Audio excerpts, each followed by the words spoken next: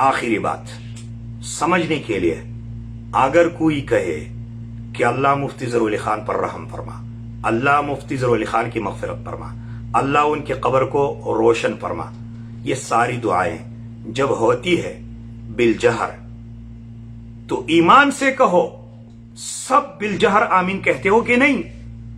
तो उन्होंने जो आमीन बिलजहर के साथ जो है ना बैंस के खट्टे की आवाज से तशबीह दी है, तो हम ये नहीं कहेंगे कि ये बिल्ली की आवाज है वगैरह वगैरह, लेकिन तुम खुद सोचो और खुद फिर अपने जमीर में बोलो कि ये हमारा आमीन, ये जो हम आमीन कहते हैं, ये हमारी आमीन, ये किसकी आवाज है?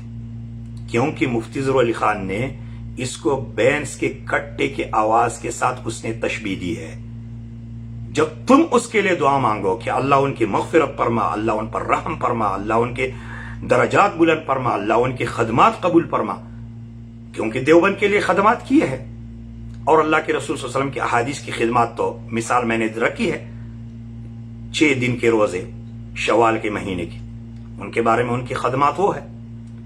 तो सब ये कहोगे ना कि आमीन।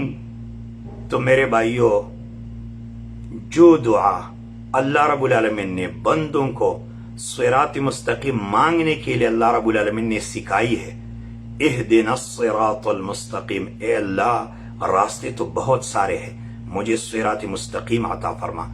ऐसा सिरात मुस्तकीम कि अल्लाह रब्बुल आलमीन ने सिरात पर भी अलिफ लाम मीम मारिफा लगा दिए कि अस्सिरातल मुस्तकीम, जिसमें कोई इबहाम हो ही नहीं। तो इस पर आमीन ऊंची कहना, उस पर क्यों जल जाए। बल्कि मैंने तो ये बात की कि अगर किसी को खौफ फिक्र डर हो आखिरत के मामले का, तो फिर जो है ना आमीन बिलजहर के दिफा के लिए उठ खड़ा होगा वो।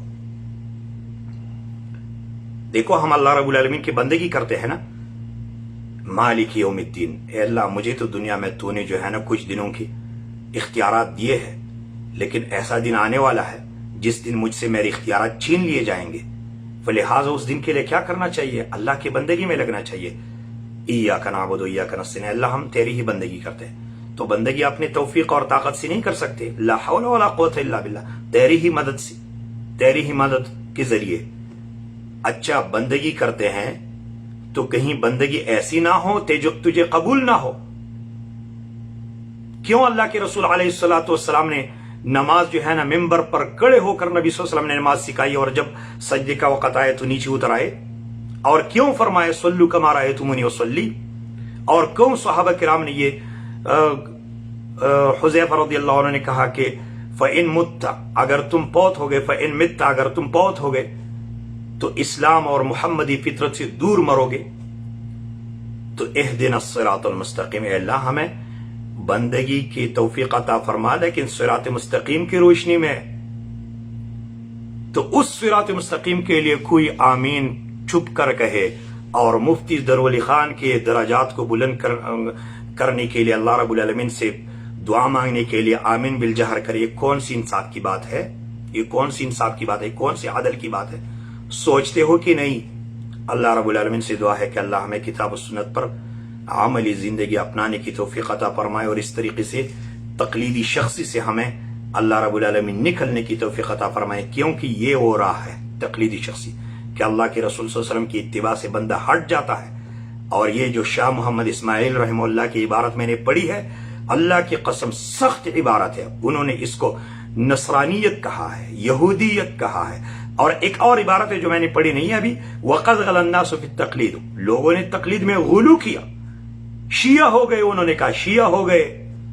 ये वो शख्सियत नहीं है जो दिल्ली में थे, दिल्ली में किसी जमाने में थे, फिर तेरे इस सूबे खैबर पुख्तनख्वा के छप्पे छप्पे को उन्होंने चांद मारा है, और कोई मौलवी उसके बराबरी का नहीं था, और सब उसको मानते हो तो उनकी किताबें भी पढ़ो। अल्लाह रब्बुल आलमीन से दुआ कि अल्लाह हमें हक समझने की तौफीक अता फरमाए, फिर उस पर जो है ना अमल करने की और डट जाने की और उसके लिए दावत देने की तौफीक अता फरमाए, क्योंकि ये असल सौदा आखिरत के लिए ये है। जज़ाकुमुल्लाहु खैरन व सल्लल्लाहु वसल्लम व बारक अला नबीना मुहम्मद व अला आलिहि व अस्हाबिहि अजमईन। वस्सलामु अलैकुम व रहमतुल्लाहि व बरकातुहू।